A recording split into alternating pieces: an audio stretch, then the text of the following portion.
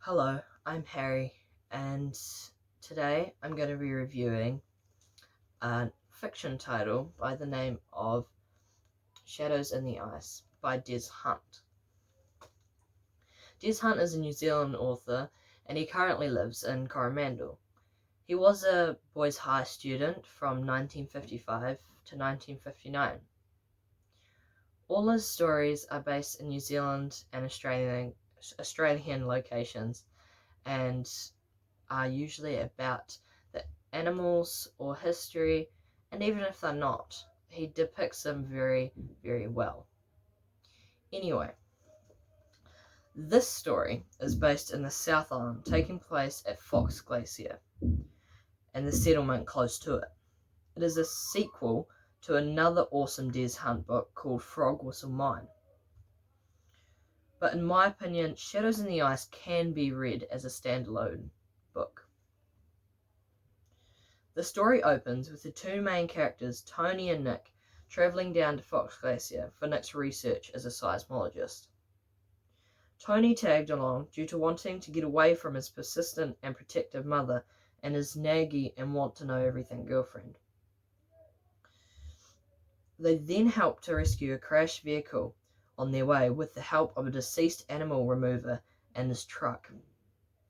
Tony follows Nick in what to him is boring work for the first while.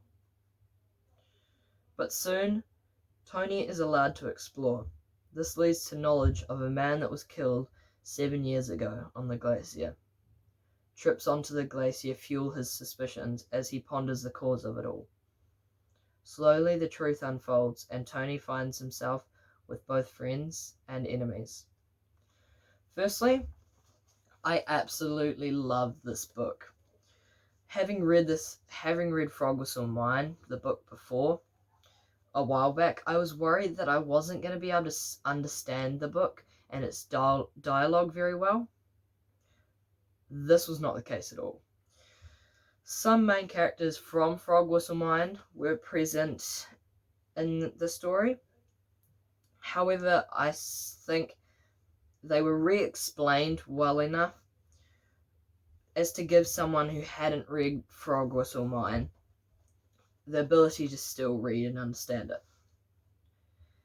Des Hunt successfully captured the beautiful landscape and nature in the area of the South Island Fox Glacier, and it gave me a clear image of the story's surroundings, so I was able to easily depict where this was all unfolding. Not only this, but he worked in some twists and extra detail to keep the story alive, and especially me, the reader, immersed. The build-up in this story is very action-packed and suspenseful, with an awesome ending. Tony as a character in my eyes is relatable to a lot of intermediate school to year 9 students in some ways, which makes the story personable. Overall, Shadows in the Ice is a wonderful action-packed read that I would highly recommend to any student. With only 224 pages, it still tells a super indulging and cool story that I think could even rival a higher paged or more advanced book.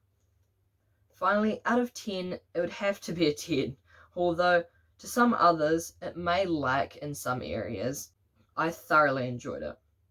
This was mainly due to the nature aspect and the sense of adventure that you could nearly feel how Tony was feeling. So if you're looking for something to read, give it a chance and pick up Shadows in the Ice when you next visit the library.